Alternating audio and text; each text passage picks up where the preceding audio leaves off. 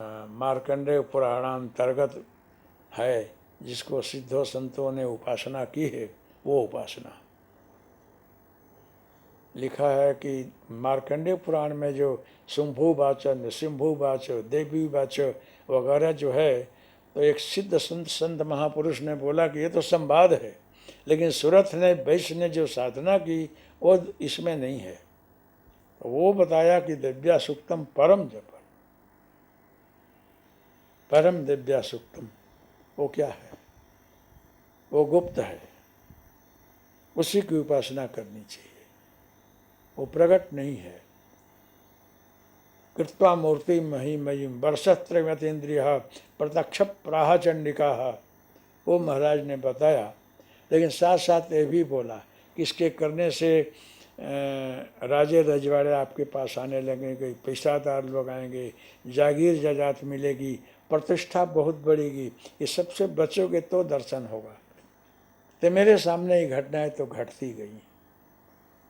काशी रहा, वहाँ भी राजो रजवाड़ों में बहुत गया। हमारे थोड़े ज्योतिष के गुरु रामव्यास जी रहे, उन्होंने काफ़ी हमको पढ़ाया लिखाया। कर्मकांड भी किसी से सीखा।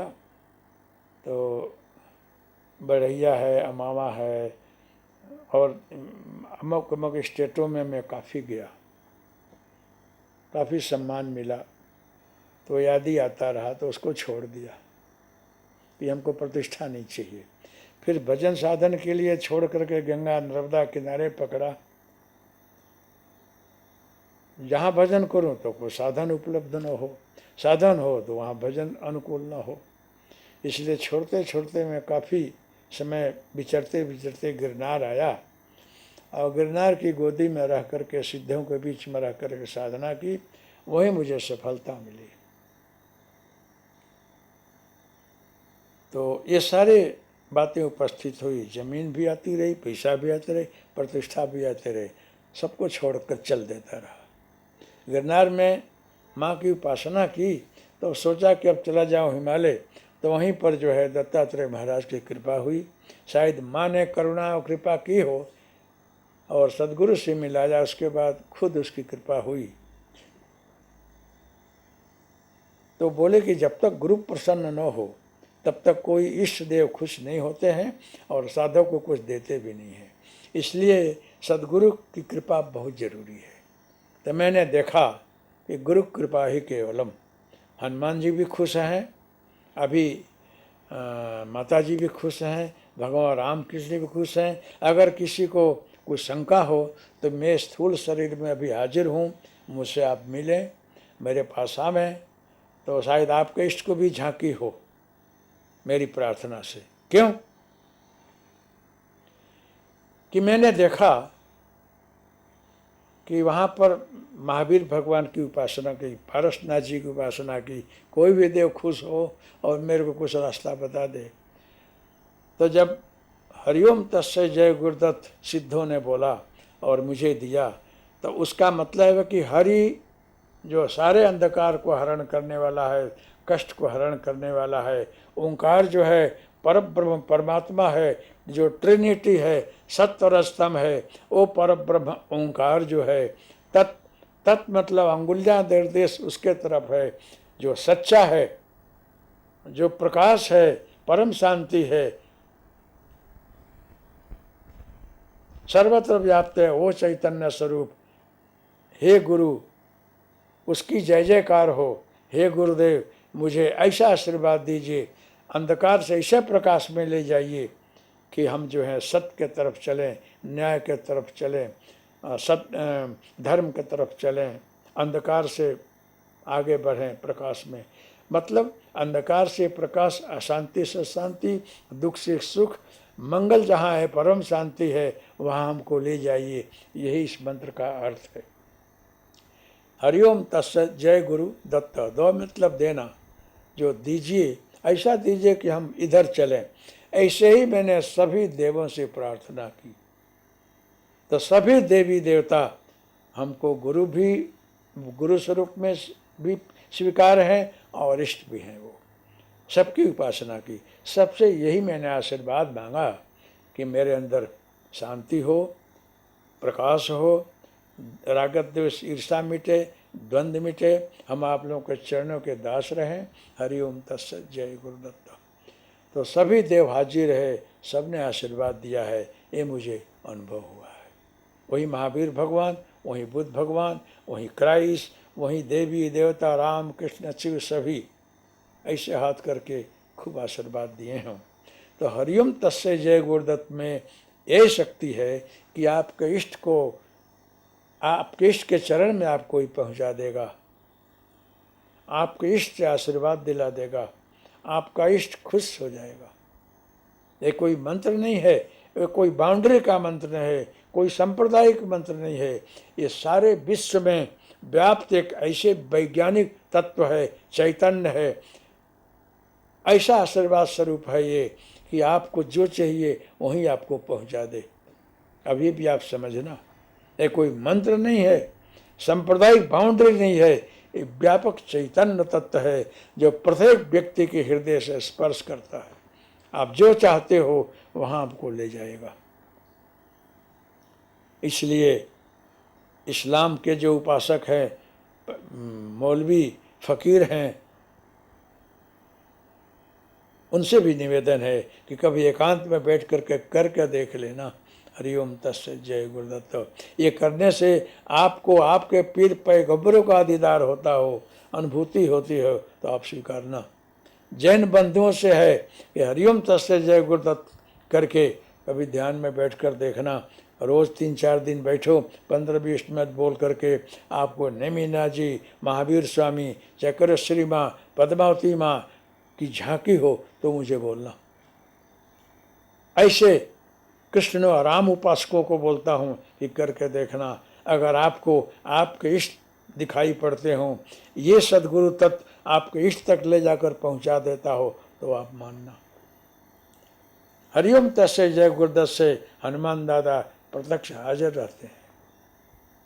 वो खुद ही हरिओम तस्य जय गुरुदत्त हैं और खुद ही इष्ट भी हैं।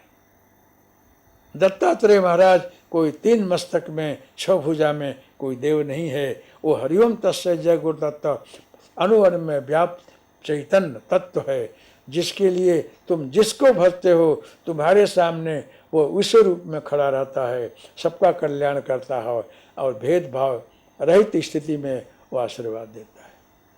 हरिओम तस्य जय गुरुदत्त करके आप देखो, आपके इष्ट देव का आशीर्वाद आपको मिलेगा। इस मंत्र को करके आप अपने इष्ट मंत्र का जाप करो। 1 माला करो, 3 माला करो, 4 माला करो।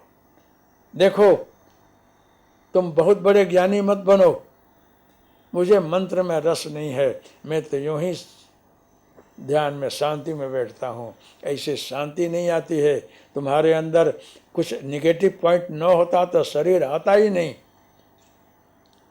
तुम इस भूमंडल में आते ही नहीं। तुम्हारे अंदर नेगेटिव पॉइंट भी है, बात पित्त कफ है, अशुद्ध विचार भी हैं। शांति का जो ढोंग करते हो शांति नहीं है, अशांति भी भरी हुई है। इसलिए तुम जो है भस्त्रिका करो, इससे कार्बन डाइऑक्साइड बाहर निकलेगा, प्योर सोहम आएगा। और मंत्र जाप जो है ये औषधि है। जैसे बुखार आता हो, डायबिटीज हो, कैंसर हो, सर दर्द हो, तो इस भूमंडल के अंदर वनस्पतियों के अंदर से शोध करके जो दवा बनाई गई है वो खाओगे, बीमारी मिट जाएगी। इसी प्रकार से मन चित्त के अंदर जो रागत द्वेष है, ईर्ष्या है, हुंसा तुसी है, हूँ तू है, भेदभाव है, ये बीमारी है। ये नाम जप से मिटेगा। नाम जप से ये सारी बाउंड्री टूटती जाती है और तुम्हारे अंदर प्रकाश होता है। उस प्रकाश जब होगा तो सारे अंधकार मिट जाएंगे, सबके अंदर वही तत्व दिखाई पड़ेगा। इसलिए नाम जप करना चाहिए। बहुत लोग बोलते हैं कि मैं तो सिद्ध हो गया हूँ, मैं सहस्रार में आज्ञा चक्र में आ गया हूँ, मेरे सारी कुंडली जग रही है, चक्र खुल गए हैं। ये हवा में उड़ने की बात है। किसी का हो भी गया हो गया है तो उसके प्रति लोग आदर भाव रखते हैं, वो समझ में आता है, वो स्थिति आ जाती है। जब तक स्थिति न आवे तब तक ये हवा में प्लेन चलाना है, हवा में मानसिक उड़ना है। आपको जप करना चाहिए। जप करने से अशुद्धियाँ दूर होती हैं, मन चित्त की शुद्धि होती है और आपको अपने आप स्थिति आती जाएगी। फिर जप अपने आप बंद होगा और परम सोहम में आप मस्त हो जाओगे। इसलिए मंत्र जाप करना ही चाहिए। हरिओम तस्य जय गुरुदत्त करो। ये करने के बाद अपने इष्ट मंत्र का जाप करो, चाहे राम मंत्र हो, कृष्ण मंत्र हो, शिव मंत्र हो, गणपति मंत्र हो, कोई भी हो। हरिओम तस्य जय गुरुदत्त इन सभी देवों के अंदर से ले करके बना हुआ गुरु तत्व है। को अलग मत मानो। तो ये करके अगर तुझे गणपति दिखते हैं तो समझ लो क्या है। ये करने के बाद फिर इष्ट मंत्र जाप करके ध्यान में बैठते हो, आपके इष्ट देव दिखते हैं तो समझ लो क्या है। इसलिए कभी कोई अच्छी बात कोई बोलो तो समझना चाहिए, अपना करके टेस्ट करना चाहिए, फिर जो है जाहिर में कुछ बोलना चाहिए कि सही बात क्या है। मैं इस परम तत्व की बात बोल रहा हूँ, साधना का लक्ष्य बता रहा हूँ। तुमको सफलता पानी हो तो इस प्रकार से चलो। तुम धूप दीप अगरबत्ती हो तो ठीक है, न हो तो जाने दो। मैं खुद जंगल में रहा हूँ, हमको धूप दीप नहीं मिला है, तेल भी खाने को नहीं मिला, दीवा कहाँ से जलाऊं। अगरबत्ती तो मिलती ही नहीं रही, कुछ भोगराब भी नहीं मिलता रहा, लेकिन दिल से भक्ति किया तो मुझे लगता है कि परमात्मा को, भगवान को, इष्ट को चोखा घी, सुगंध वाली अगरबत्ती और माल मदिरा भोग नहीं चाहिए। तेरा भाव और प्रेम चाहिए। तुम्हारा निर्बल मन जो है वो धूप बनाकर जला दो। तुम्हारे हृदय रूपी जो बाजोट है उसको नेट क्लीन करके प्रेम की चादर बिछा दो, धैर्य की तकिया रख दो और भाव और प्रेम भक्ति परस दो भगवान को खाने के लिए। वो खुश हो जाएगा। उसको कुछ नहीं चाहिए, तुम्हारी भाव भक्ति चाहिए, प्रेम चाहिए, तुम्हारा समर्पण चाहिए। भगवान को यही पसंद है। तुम सोचते हो कि सोना चांदी का मंदिर बना दूं और सुंदर सुंदर निर्माण कर दूं, खुश हो जाएगा, नहीं। तो साधना में जो है आप निर्मल मन से अपने इष्ट का जाप करो, हरिओम तस्य जय गुरुदत्त करो, फिर अपना इष्ट मंत्र करो। आज जप करते करते नींद आ जाती हो तो कोई हर्जा नहीं, बैठ जाओ, लेकिन तुझे सफलता मिलेगी। करके देखो। इस साधना का बहुत सरल सीधा और सब लोग कर सके ऐसी बात बता रहा हूँ। आपके पास कुछ न हो तो चले, भोग राग धूप दीप न हो तो चले, लेकिन प्रेम से तो भक्ति करो, दम्भ मत करो। मंदिर में इसलिए जाते हो कि हमको कोई ग्रह न नड़े, विक्षेप न करे, हमारे धंधा में बरकत करना प्रभु, बाल बच्चे बीमार है अच्छा कर देना, पास कर देना, घर में सुख समृद्धि ला देना, इसके लिए जाते हो। मुझे आत्मज्ञान हो, मेरे स्वरूप का मुझे ज्ञान हो, मैं निर्बल बनूं, निखालस बनूं, शुद्ध बनूं, न्यायी बनूं, करुणा वाला बनूं, दयावान बनूं, त्यागी बनूं, सेवा भावी बनूं, ऐसा आशीर्वाद दो प्रभु। ऐसा कोई नहीं मांगता है। इसलिए तुम अजबोपति हो, करोड़ोपति हो, फिर भी मेरे दृष्टि में तुम भिखारी हो, क्योंकि तुझे अच्छी समृद्धि का ज्ञान नहीं है। तुम ऐसी संपत्ति मांग रहे हो यहीं छोड़कर चला जाना पड़ेगा।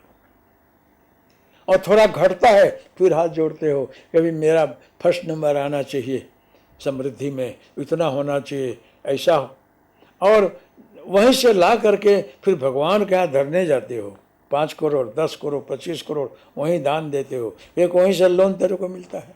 ज़्यादा फायदा हो तो ज़्यादा दो ना, किसी गरीब को दो, किसी हॉस्पिटल में जाओ, किसी को फीस दो, किसी गरीब को खिलाओ, ऐसा करो। करते हो ऐसा भी, लेकिन ये करो तो अच्छा है। भगवान के पास भी लोग स्वार्थ के लिए जाते हैं। सूर्यजन क्या है कि यह रीति स्वार्थ लाग करे सब प्रीति। स्वार्थ में जगत है, लेकिन वो भी वो खुश है। लेकिन साधना के लिए तुम दिल से पुकारो, खूब आवे तो खूब परमार्थ करो। तो साधना के लिए एक जगह बैठ करके घंटा 2 घंटा आधा घंटा तुम दिल से भगवान को पुकारो, फिर देखो आपको क्या नहीं मिलता है। वो मिलेगा तो आपको स्थायी समृद्धि मिलेगी, आपका कल्याण होगा। इसलिए साधना में आपको जो है, उपासना में